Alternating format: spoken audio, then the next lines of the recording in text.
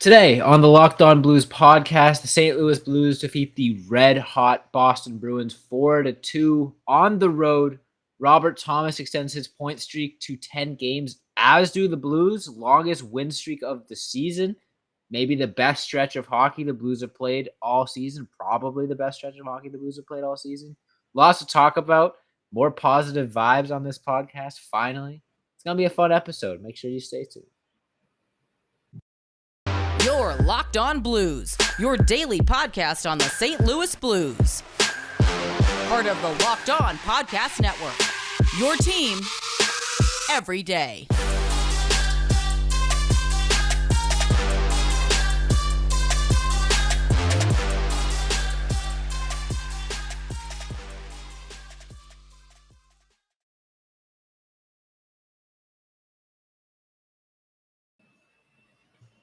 Ladies and gentlemen, welcome back to the Locked On Blues podcast, part of the Locked On Podcast Network, and your number one source for daily Blues content. I'm your host, Josh Hyman, and I am joined by my slightly less red than yesterday co-host, Thomas Welch. Tommy, congrats on the slight healing of the facial region.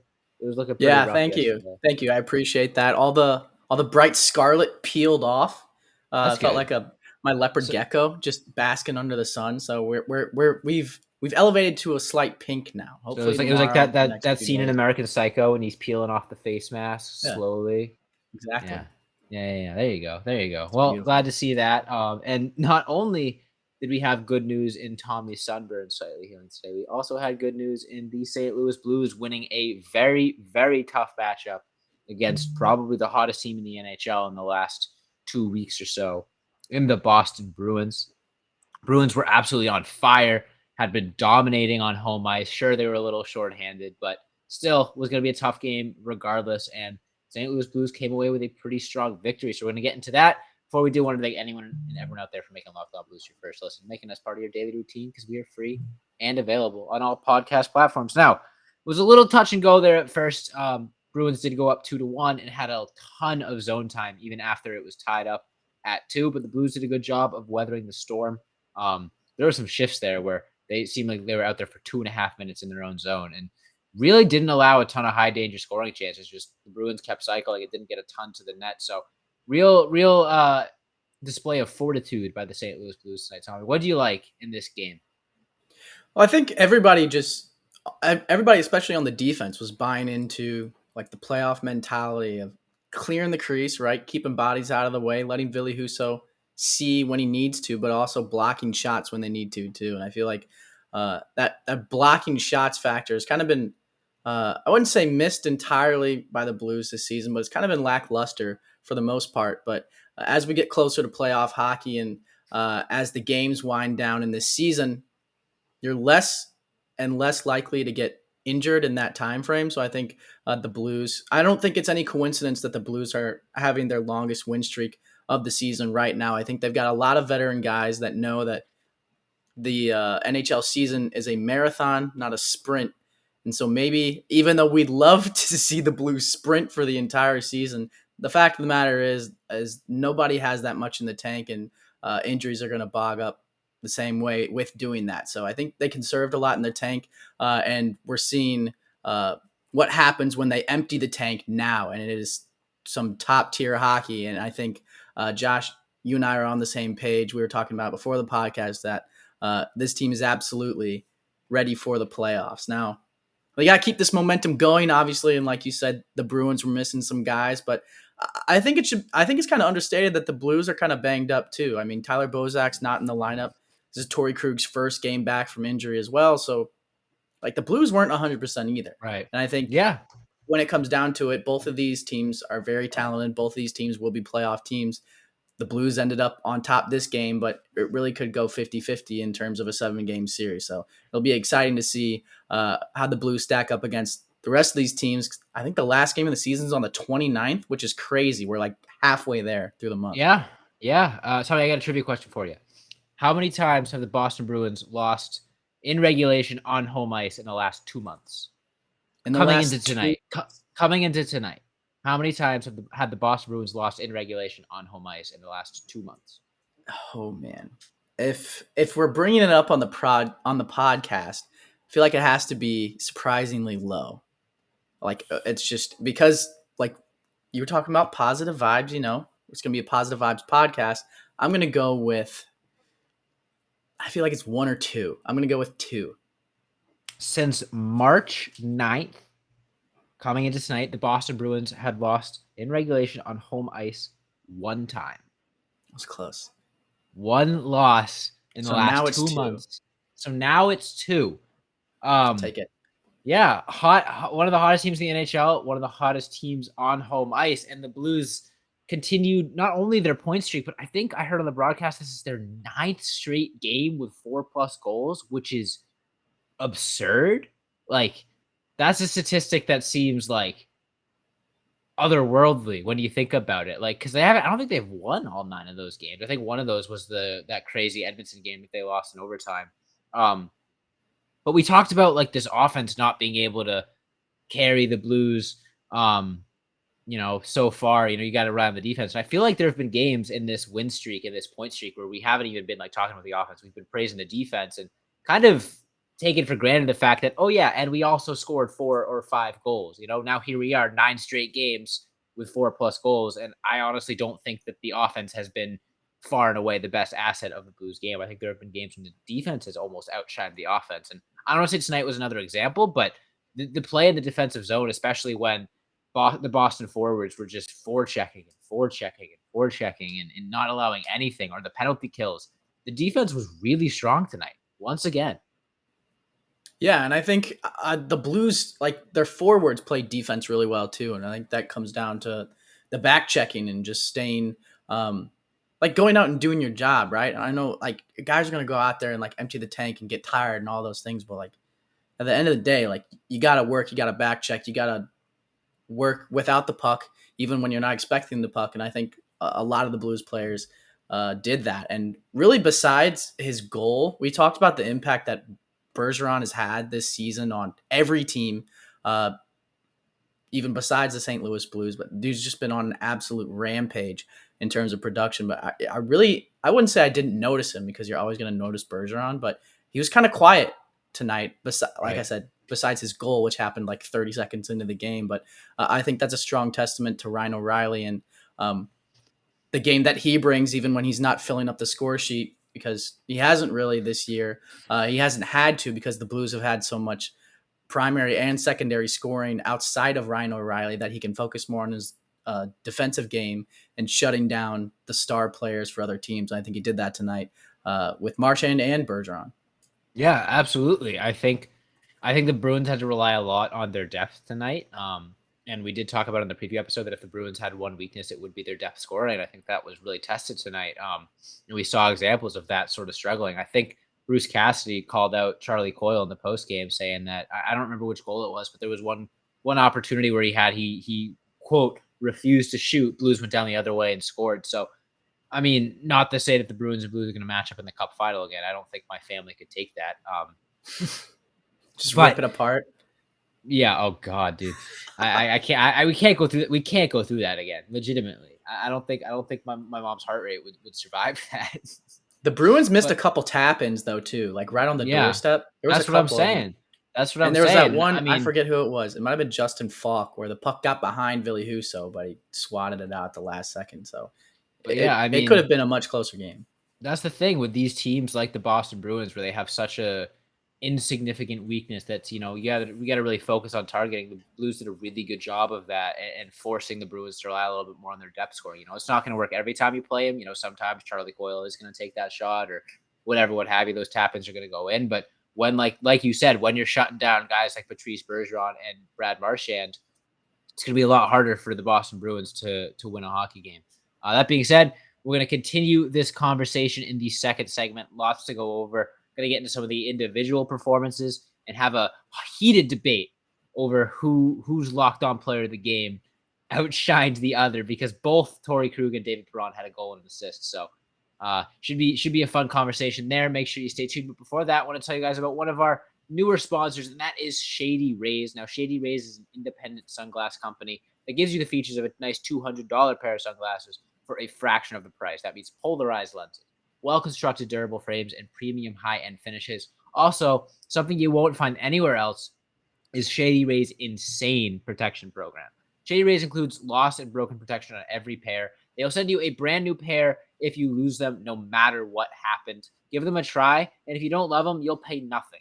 It's as simple as that. Plus, 10 meals are donated to fight hunger in America when you shop with Shady Rays, exclusively for our listeners. Head to shadyrays.com and use code LOCKEDON to get 50% off 2 or more pairs of polarized sunglasses. That's code LOCKEDON for their best deal of the season. 50% off 2 or more pairs of Shady Rays sunglasses, backed by over 150,000 5-star reviews. Make sure you check them out.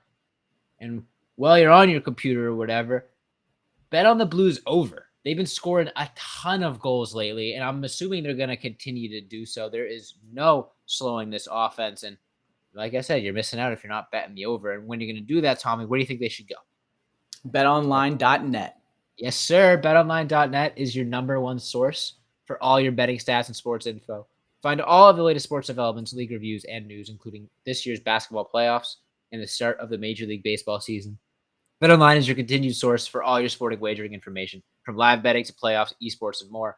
Head to the website today, or use your mobile device to learn more about the trends in action. BetOnline, where the game starts. All right, Tommy, real quick. NBA playoffs are starting on Saturday. Who's winning the chip? Memphis Grizzlies. I love Ja Morant. Ooh, I like that. I mean, of course, I got to go with my Celtics, but if they don't win, I think the Grizzlies would be my second choice. I'd be okay with the Celtics. Jason Tatum, STL made. Yeah, they got the Nets in round one. It's going to be that's a battle. It's going to be fun. But whatever. I digress. I'll be stressing over that one on Sunday. But speaking of not stressing, the Blues haven't made me stressing or made us stress in. How long has it been, Tommy? How long has it been since we've had an episode where we've been complaining? Probably 10 games, right? Yeah, Since the last probably time we about lost. 10 games. So 2 weeks ish. Yeah. No, jokes aside, poor transitions aside, it's been a good stretch, and I mean they've kind of proven me wrong. I was fully on the train that you got to fix the defense before you fix the offense, and before you just solely rely on the offense. And not to say the defense hasn't been fixed, because we've been talking about since the acquisition of Nick Leddy, the defense has been really strong, but the Blues have you relied on their offense kind of solely, and it's allowed the defense to have a lot of comfort and figure stuff out on their own. It's not like the defense has had a game where they've completely shut down the opponent and the Blues have won 1-0, 2-1 or whatever. They're still winning games like by scoring a ton of goals, but with that, the defense is still doing their thing. It's very impressive that amidst the best offensive stretch of the season for the St. Louis Blues, it's also probably the best defensive stretch of the season as well. And I think that's going to go kind of under the radar with them scoring 4+ goals in 9 straight games, but it's a huge factor for sure. I think it's really interesting too, not to toot our own horns here, but we should, because, we get some stuff right sometimes, right? I think every once in a while. At the beginning of the season, and maybe even dating back to last season, we were talking about like the offensive potential that this team had, even before like acquisitions. We were talking about Robert Thomas and Jordan Kyrou, like steamheading a new look of the St. Louis Blues that doesn't revolve around a defense, but revolves around an offense and looks more like the Toronto Maple Leafs than the 2019 St. Louis Blues. And I'd just like to say that we're already there and it's already happening right now. So we were bang on in that regard, but it's entertaining, right? Like I can't remember the last time I watched a Blues team that's scored 4+ goals. What was it in the last 9 games? 9 games. Absurd, dude. Like and we were winning games 2-1, 1-0, like leading the league on shutouts, all that stuff. No, throw it out the window. The thing is, they're not 720 goal scorers. I mean, just things I wouldn't even think of. And they're not even doing it like they were at the beginning of the season, or like, that famed Toronto Maple Leafs run where they were doing that crazy. Like they're not winning games 6-5. Like every once in a while they are, but they're dominating teams in every end of the ice. Like, yeah, this offense is incredibly fun, but like that defense is still there. It's not quite the same, they're not holding teams to like 20 shots. I think the Bruins might have gotten like 40 shots on goal tonight. 38, I think. Yeah. 38. But like the lack of high danger scoring chances, the Blues are still just as frustrating to play against right now as they were during that cup run when it was impossible to get anything. It's a little bit different, the game's a little bit more fast paced, a little bit more loose, but not only are you getting 5 on your head every single night, if you're playing the Blues, you're lucky to score 2 goals as of late. They've held a lot of teams to under 3 goals. I don't have the totals in front of me, but I would imagine the team goals allowed average over this stretch is really good. I want to look at their margin of victory, Tommy. While you're doing your next little segment, I'm gonna do some quick math in my head and see the margin of victory over this 10-game point streak. But it's because they've been doing it everywhere. They've been dominating on every end of the ice, and it just so happens that it's not like when they would do that in 2019 and they'd win 2-0. They also have the potential to score 4, 5, 6 goals on really good teams like the Boston Bruins. It's been maybe the most fun I've had watching this team since that cup run, that final series. And honestly, that wasn't a whole lot of fun. That was mostly just stressful. But It was a lot of stress. yeah, but it's been, oh man, if we play like this in the playoffs, that's all I'm like, it's going to be tough to beat the St. Louis Blues in a 7-game series. I think the perfect way to encapsulate how the Blues season has gone for me personally was Vladimir Tarasenko's, I think it was his first goal where he spun the 180. Oh, and we'll just talk about that. Ripped it on and sniped it. We got to talk about that. Right before that, the pass from Robert Thomas was like a between the legs, like spinning pass to him as well. It's literally like watching the Harlem Globetrotters out there. Like I can't remember like a season in the past where the number of times I jump out of my seat or jump off my bed for a meaningless goal, like to go up by 3 goals or something where the game is already in hand, solely because the goal is so impressive that I'm just losing my mind.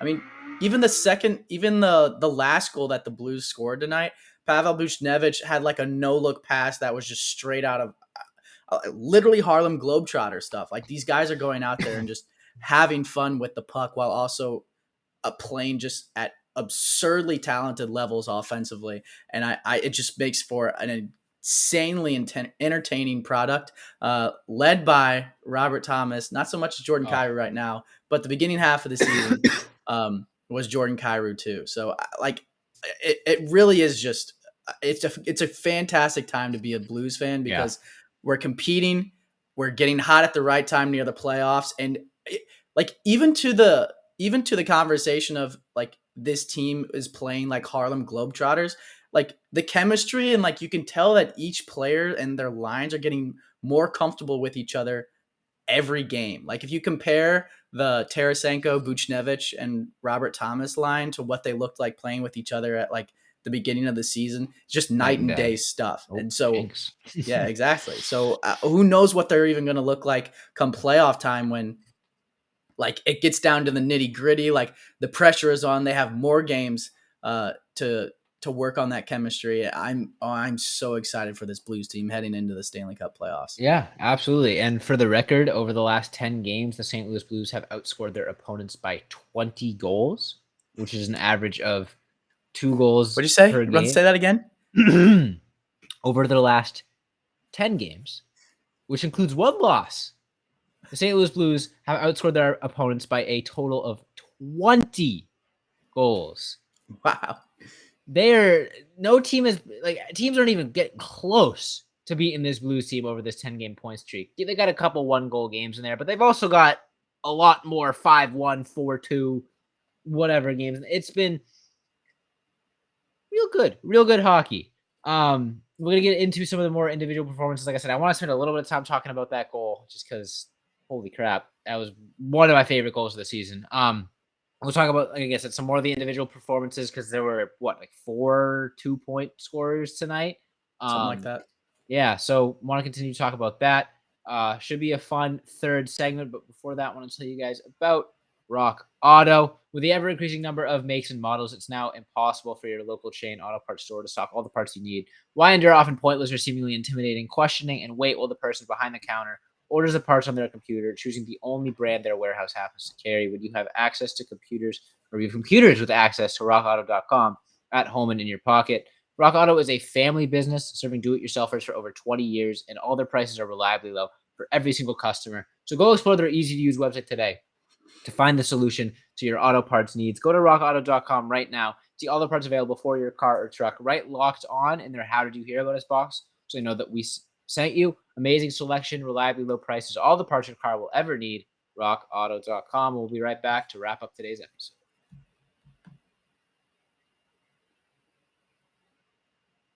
All right, Tommy. So I want to make sure I'm getting this right. I believe this started with Pavel Buchnevich on the right side, who dished it over to Robert Thomas, who just, with one little tap of the puck, sent it through his legs, little bit out of the reach of Vladimir Tarasenko, admittedly. What does Tarasenko do?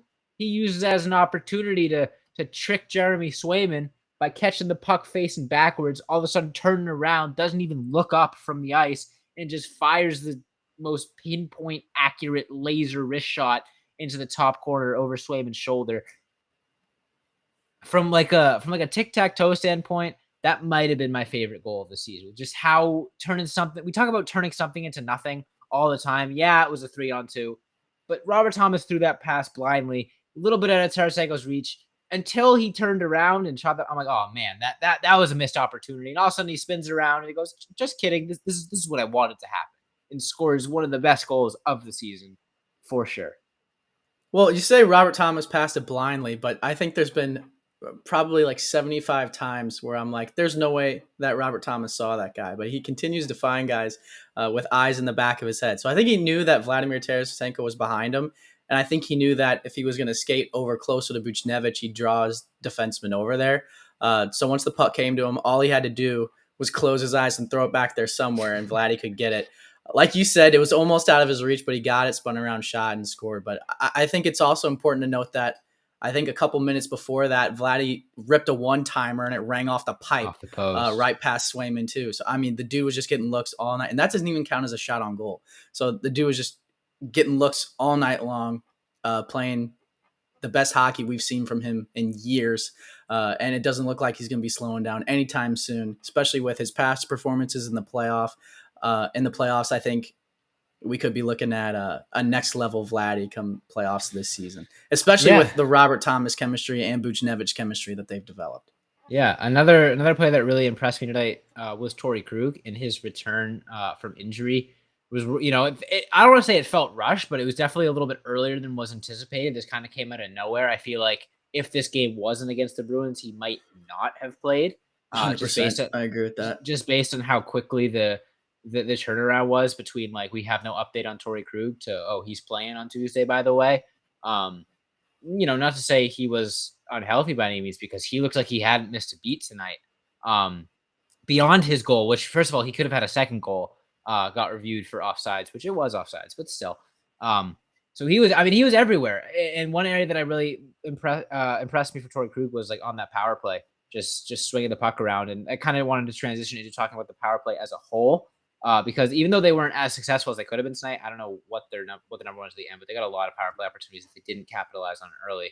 But man, that power play has looked so good lately. I think they're second in the NHL in power play for the season, and Torey Krug and just Justin Falk, Tarasenko, Robert Thomas, they're passing the puck around like it's practice out there.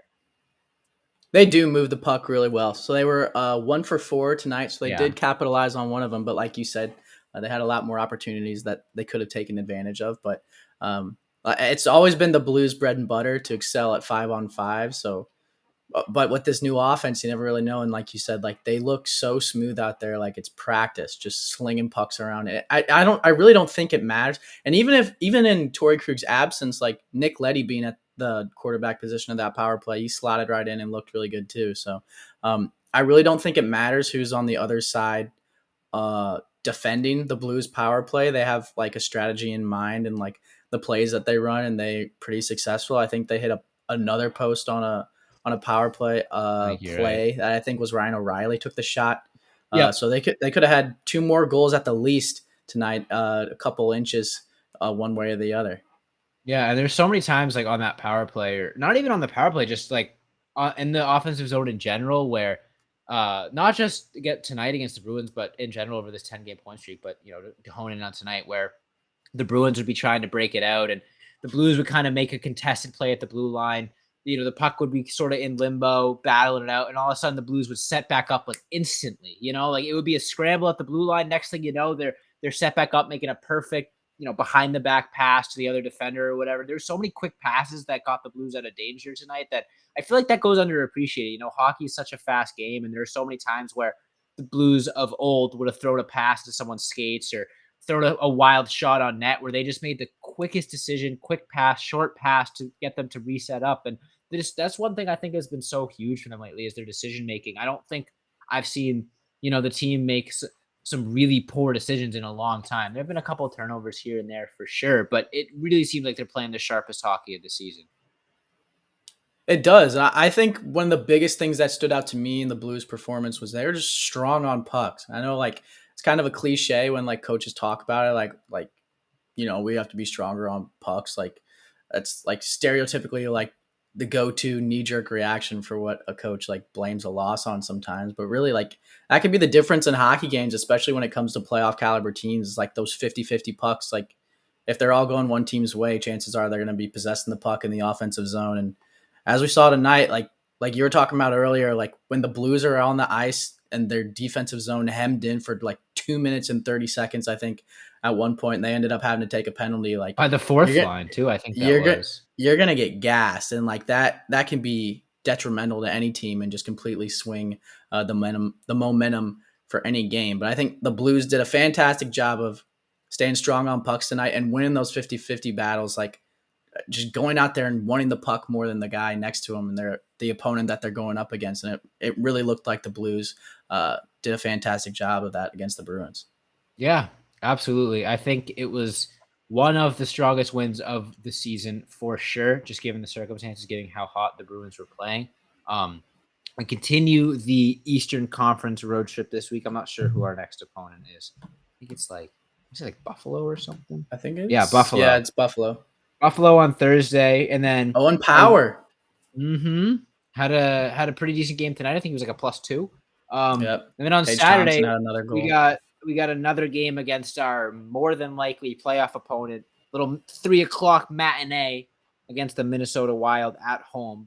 First night of a back-to-back. So pretty important stretch of game for the St. Louis Blues. The Sabres just beat the Toronto Maple Leafs tonight. So they're not going to be an easy win. No team is at this point in the regular season. So I'm going to have lots to cover for you guys on the Locked On Blues podcast. Hopefully the Blues can continue their point streak as well as Robert Thomas. We got a lot of positives to talk about. Hopefully it stays this way for the rest of the season. Just points in every game from here on out. Just no big deal. I'd love that. Why not? It'd be pretty fun. Why not us? Yeah, exactly. Including the playoffs. 16-0. You heard it here first. It's going to happen. Tommy, edit that one out. I changed my mind. All right. I think that's all the time we have for you guys today. I don't know unless you got anything else, Tommy. Nope, that's all I got. Appreciate you guys for listening to the Locked On Blues podcast. Make sure you hit that follow or subscribe button on whatever platform you're currently listening to. You can follow us on Twitter, Instagram, Facebook, and TikTok at Locked On Blues. You can follow me on Twitter at 12. Don't forget to subscribe to our YouTube. Subscribe to our YouTube. We go live on there all the time. Our videos, we got 200 subscribers. So honestly, if you haven't subscribed at this point, you're missing out on a lot and a large community. I'll say that as well. So follow us on Twitter. You can follow me on Twitter at 1215. You can follow Josh on Twitter at Josh Hyman NHL. But like I said, thank you guys so much for listening. And as always, let's go Blues.